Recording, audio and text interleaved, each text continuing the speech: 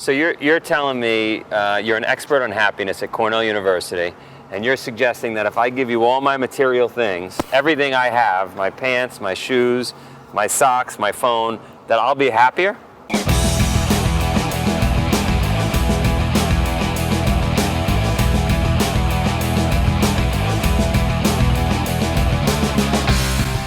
Hey, welcome to Pittsfield, Vermont. We're here in the barn, SpartanUpPodcast.com. We've got a great team. Joe Desena doesn't need much introduction, the founder of Spartan Race, but he's the one who brought us all here. Thanks very much. Thanks. Colonel Tim Nye. Anyone who's been watching the podcast is very familiar with Tim, but retired special operations. Very pleased to have him here. Sefra has a great title. She is the local rewilding expert. She has a operation out here where she brings people out to tents, gets them back in touch with nature here in Pittsfield, Vermont. Very important. We've looked at how people are really out of touch. You've had about 150 people go through the program, and 60 have come back. Absolutely. We're still looking for the other 90. Yeah, I was going to say the others are out wandering around. Youth somewhere. of all ages. And I'm Johnny Waite. And what I'm really excited about this interview, because a lot of people see me as a happiness expert. They call me and say, more of a doctor. Sure, yeah, Dr. Johnny Waite. How can I be happy? This is a guy who's actually studying that formally at Cornell University. And he's not even a doctor yet. Yes, that's right, exactly. Right? He has not reached your status, but you feel like you can learn from him. You know what? I'm looking forward to learning from him. We are here, Spartan Up the Podcast at Cornell University with Amit Kamoor, who's a doctor? Doctoral candidate. Doctoral candidate in social psychology. Yep. You're smart. And you study happiness? Yeah, that's right. Yep. So we've done a lot of stuff on how people can kind of spend their money in ways to be happier. So it's kind of a problem that people have. Like when I get more money, it seems like I'm not becoming a happier person. Why is that? One of the things that we look at is maybe people sort of make bad decisions with their money? In terms of how they spend their money. So we've sort of drawn this distinction between experiential purchases and material purchases. So it's, to be clear, it's kind of money that you spend on doing versus having. So stuff, furniture, clothing, jewelry, gadgets versus experiences that you live through, whether they be concerts, meals out, vacations, trips, Spartan races, sort of series of events that you live through. And it turns out that people get more happiness from some of these experiential purchases than their material purchases. Is it hands down that that's the case, or like is it almost 100% of the cases that's true? It's true for most people, at least sort of in America. So in developed countries is really where that's where we've studied it. But I think the reason it surprises most people is because material possessions kind of stay with you in some sense. Like when you buy something, you get to keep it. A Gucci bag. Yeah, exactly. For experiences, people will say like, this is only going to last 3 hours or 3 days or a couple weeks or something. So maybe it's a better way to spend my money if I buy stuff instead of doing things. What they don't realize is they get used to that stuff or it grows obsolete or whatever, but you kind of continue deriving benefits from the experiences that you've had. The memories, the friends you meet. The stories you tell, the social connections they foster, stuff like that. The identity that you develop, the person you become. So Spartan Race has a future? I think so, or I hope so if we want people to be happier. Yeah. And so we see a massive outpouring of people wanting to compete and come out and do these Spartan races. Certainly that must be part of it, right? They come out and they have such a great time. And relatively speaking, it's pretty inexpensive, right? It's an inexpensive experience. Yeah, how much you spend on an experience doesn't necessarily determine how much enjoyment you get from it. It does matter more for sort of material stuff. People say you get what you pay for. That's true for material goods, but for experiences, it doesn't really matter how much you spend. What matters is sort of what you get out of it. So there's lots of reasons why experiences make people happier. I think the Spartan Race kind of embodies some of those. So the sense of self that you develop, like who are you as a person? Your material purchases don't speak to that very much, but the experiences that you've had do. How much do you sort of connect to other people? How much kinship do you feel to other humans? What's the sense of community you're developing? Material purchases are sort of more isolating, whereas experiences kind of serve to connect people to each other. And you kind of mentioned memories. I think stories is sort of an important part of it too. So people talk more about their experiences than their material possessions, and that's important for lots of reasons. So when you talk about stuff, you can rethink it, you can position it in the broader context of your life, which I think is really important. And not feel bad right? Because if you bought something materially that another person doesn't have, it's hard to talk about that, and you're feeling bad because the other person that might not have that. But yeah, there's right. necessarily these sort of comparisons that happen with material purchases. So I'm going to feel bad if somebody has something better than what I have, or if they paid less for the same thing that I have, those sorts of things. For experiential purchases, that's mine. So I wouldn't trade my experience for somebody else's. I want what I've done because that's kind of important to my sense of self. Sure. And when I was younger, while I was at Cornell, I was running a swimming pool and construction company. And what I found was I had first world country employees. I also had third world country employees. And most of the first world country employees would say to me, I don't know what I want to do with my life, or I'm not happy, or the third world people seemed always happy, as long as they were working. Have you studied that at all? We haven't looked at that specifically, but I think there's lots of possible reasons for why that might be. So in a lot of especially in countries in Latin America and South America, I think societies, communities, governments encourage experiential pursuits a lot more than our society does. So we have this sort of consumer culture here. But if we lived, you can't, it's the hiking and the biking and stuff like that makes people happier, the swimming. You can't do that sort of stuff unless there are well-maintained public parks and beaches and community swimming pools and stuff like that. When you live in a society that sort of fosters that sort of consumption, experiential consumption instead of material consumption, that might sort of tend to make people in that society happier, I think. And that's what you're saying, because they probably have less money in many instances, and so they're not going out buying Gucci bags and buying material things, right? But they can go for a hike, they can go for a bike ride, they can go do whatever. Yeah, if it's relatively easy for them to do that sort of stuff, they're even more likely to do that stuff, which I think is super important, yeah. All right, we're going to take a break, and we'll be right back and try to find out how to be happy. I hope you're not sitting still while you listen. If you are, you better get a burpee break in.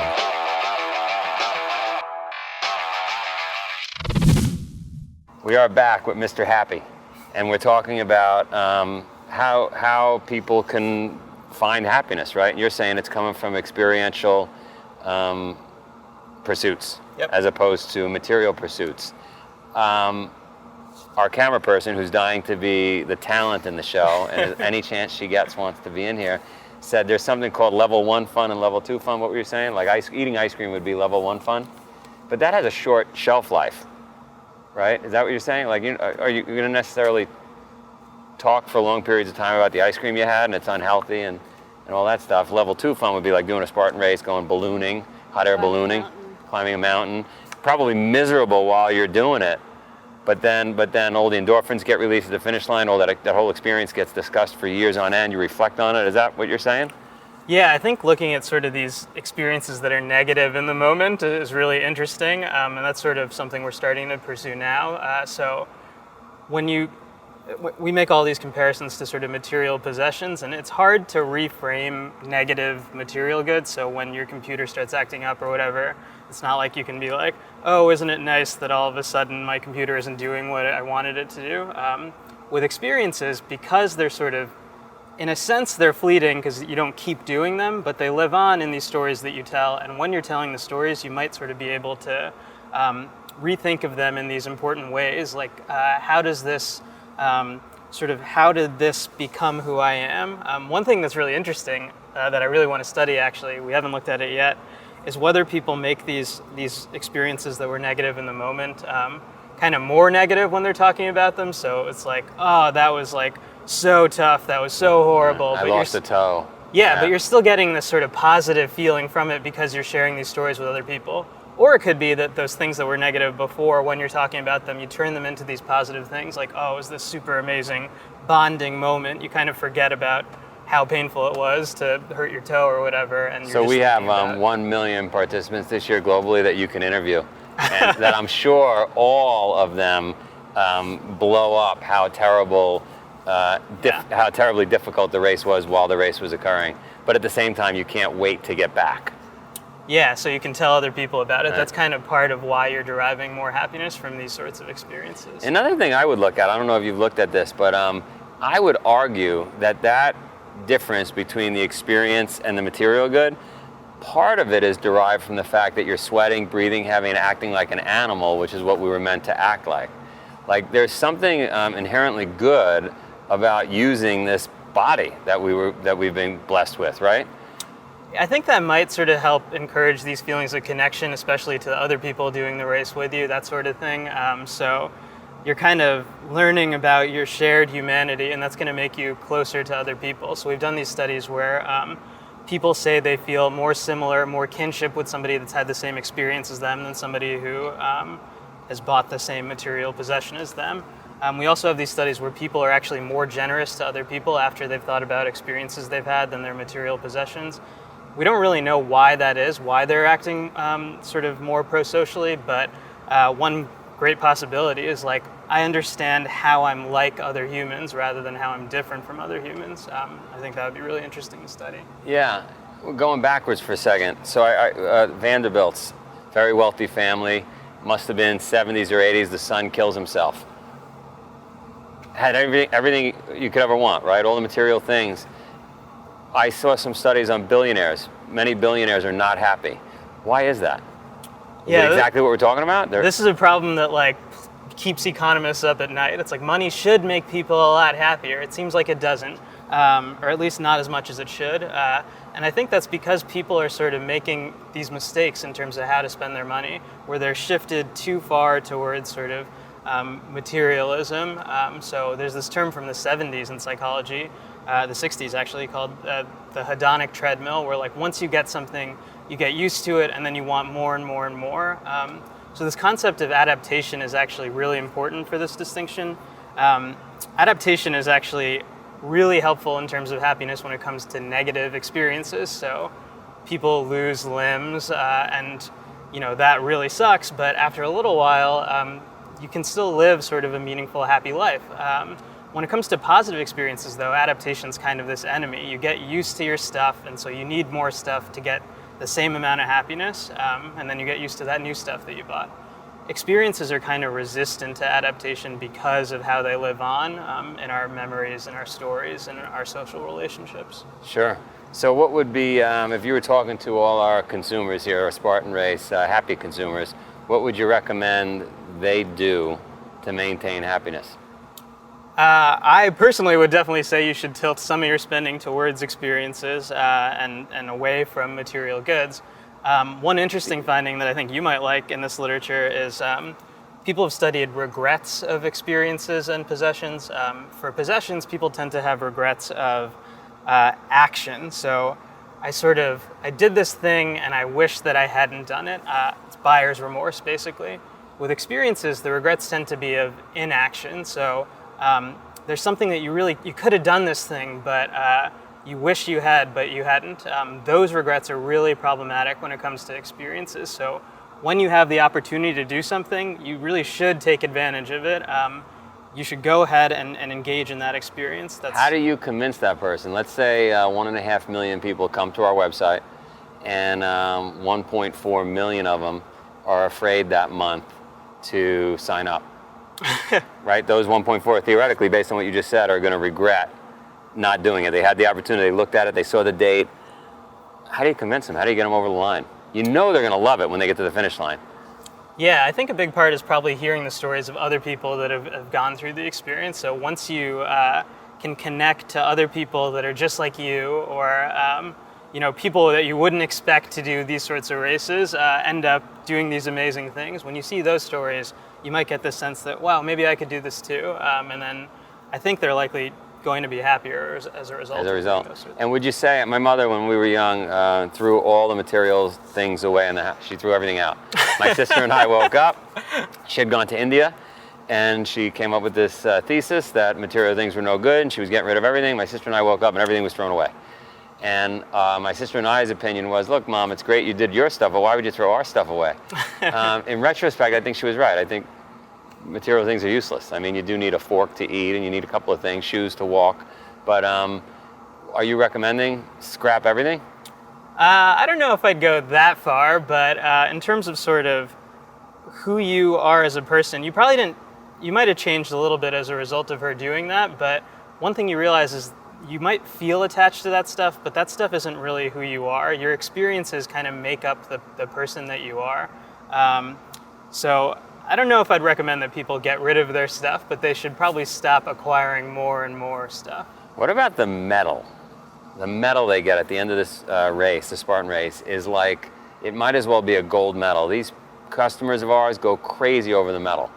I mean, to the point where if they don't get the right one, the nicest one, like they're giving out in Europe right now, Spartan race is giving out in Europe, they're mad. Is it all about the medal? I hope not, though. The psychologist in me says the answer should be it depends on how people are thinking about the medal. So what you just described, people aren't going to be happy if they're thinking about the medal in terms of like how nice this one is compared to that one. But if they're construing the medal as sort of a symbol of this experience they had, then they're going to be thinking about the experience rather than that sort of item, and then they're going to probably get some happiness from the medal itself.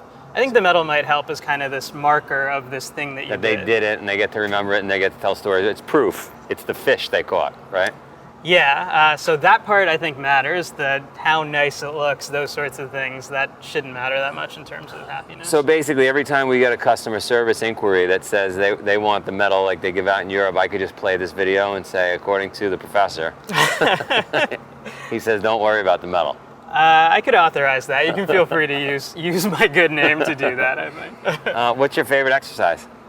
Actually, hilariously, so I'm 28 and I just learned how to ride a bike this year. Wow. I never learned I had a bike with training wheels and I just kind of never moved on. And people tried to teach me when I was in college and stuff like that. But just a couple months ago, I finally learned how to ride a bike, and there's like nothing more fun to me right now than doing that. Awesome. Well, I want to get some video of you riding the bike. Hopefully not the video of me learning how to ride a bike, because that's I'm still a little wobbly, I guess, but right. I'd love to go on a bike ride. Do you have a bike yet? I do have a bike, yeah. So Gary, Gary at the bike shop, and Yep. he's a good friend. He's a good friend of mine. Cool. So tell him Joe, the guy that used to race BMX when he was a kid, that we met. Is he gonna give me a free tune-up? He might. I think we're good friends. So, all right, cool. Thanks for doing that. I think he's found a ticket, and I like what he says about experiences versus materialism. Certainly, that's something that I identify with. I living in a couple eco villages out in islands off of Scotland or whatever. They have very little. They utilize what they have. They use the seaweed to mulch their beds. I mean, when you don't have a lot, then you start to look at the natural resources around you and start to figure them out. So for me, I think it's a great message, and I defer to our wellspring of happiness here, Johnny. Well, I really concur with him about the idea that going after experiences rather than material things. What do they say? That you don't own things, things own you? Yeah. And you can't take them with you, but you can take the experiences with you. And what I really loved was his study about purchases that you look back on and regret versus wish that you'd done. He said, statistically, the things that you buy, you'll usually look back and wish that you hadn't spent that money. The things that you don't invest in as far as experiences, you're going to look back and wish that you had. So I just think that'd be a great litmus test every time I'm thinking about, should I spend money on this? If it's something I'm going to buy, I should err on the side of not, because it's not going to make me happier. Whereas if it's something that I'm going to do, I should really err on the side of I'm going to do this. So we're in the right business then. Yeah, absolutely. If you think about it, right? We're in the experience business. It's a luxury good in a sense. If we were selling handbags right now, we'd probably be having a tough time, but we're selling mud and barbed wire. So. Absolutely. Yeah, I don't want to say you're selling hope or dreams or anything, but you're selling a philosophy. You're selling a lifestyle is what you're selling, and people are buying it. Yeah.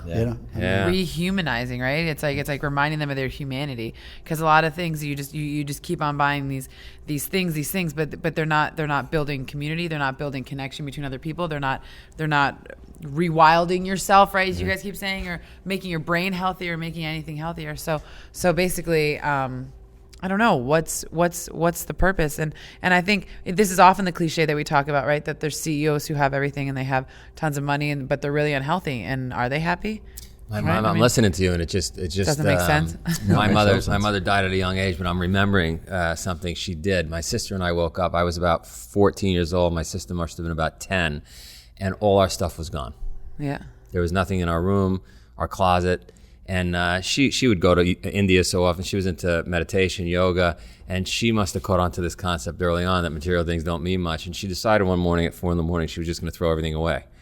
And I remember my sister and I saying, Mom, that's cool that you're into this weird thing, but why not throw your stuff away? Like, we wanted our stuff, right? Yeah. But she was right. It's not that important. We were pissed at the time, obviously, as young kids, but I think we're happier now. Non-attachment. To jump on what you guys both said about Spartan Race and the idea that it's an experience, you think about the people who show up on Monday at work, and whether they're the CEO or they're a student or they're anything in between, they're jazzed. They're at work going, you wouldn't believe what I did this weekend. And so the hour that they're out in the course, or the 5 hours or whatever it was, is just the spark. Invaluable. But it really, it changes who they are. They can now identify as somebody who is in touch with their physicality, as you say, who gets out and does stuff. And what I've watched, my favorite thing to do at a Spartan race is to run sweep. And sweep is to follow that last person in and get that last person safely off the course. There's so many incredible stories where these people have talked about something that's happened to them, and they decided, I'm going to go and do this thing. I've stayed in touch with a couple, actually, who have changed their lives completely. And, they're not out there spending money on a bigger TV so they can sit and watch more shows, which is what a lot of people are doing, and they're getting less happy. On that note, how about we met some teenagers in Canada that came up to me and said, hey, I just want to tell you, me and my friend here used to smoke an enormous amount of pot. Yeah. We used to sit and play video games. We learned about Spartan Race, and we said, wait a minute, that's like a real life video game. We traded our video games in at the shoe store for sneakers, and now all we do is Spartan Races, so thank you. I was with Joe for that, and the kid showed me his tattoo. Remember that on his forearm? Yeah. And a Spartan tattoo? No, it was really cool. It was this weird little tag, and I said, what's that? And he said, when we played a lot of video games, that was our call, that was our team name. And it was just our lives just spiraling down the drain. We just sat around smoking pot, eating Cheetos, and playing this video game. The one friend did a Spartan race, came to his other buddy, said, we got to do this. True story, they traded the video games in for shoes. They started going to Spartan races, and they put this team name on their forearms as a tattoo to remind them that this was their new life. And so they run as whatever the team was called at Spartan races. Incredible, yeah. But again, you know what I mean? This is about experiences that change your life. I love what this guy said, that you're always going to regret not having invested in experiences. You're usually going to regret having invested in material things. I thought it was fantastic. It's good stuff. Let's get people to the site, SpartanUpPodcast.com. You'll learn about Colonel Nye's Interactive Corner. You'll learn about Sefra and the things you can do in the woods. And Dr. Johnny will help you with any of your medical issues you might be having right now. I'm going to help you. Hypnosis. I'm going to help you reframe your life so you can get after your goals. The Spartan Up podcast is brought to you by Spartan Race Incorporated. To find a race near you, visit Spartan.com. Interviews were conducted by Joe Desena with help in the UK from Del Grismo, video and audio production by Marion Abrams, with audio post-production by Aaron Moore. Thank you for listening to another epic story of success, and don't forget to visit SpartanUpPodcast.com to find videos of every episode along with notes and lessons.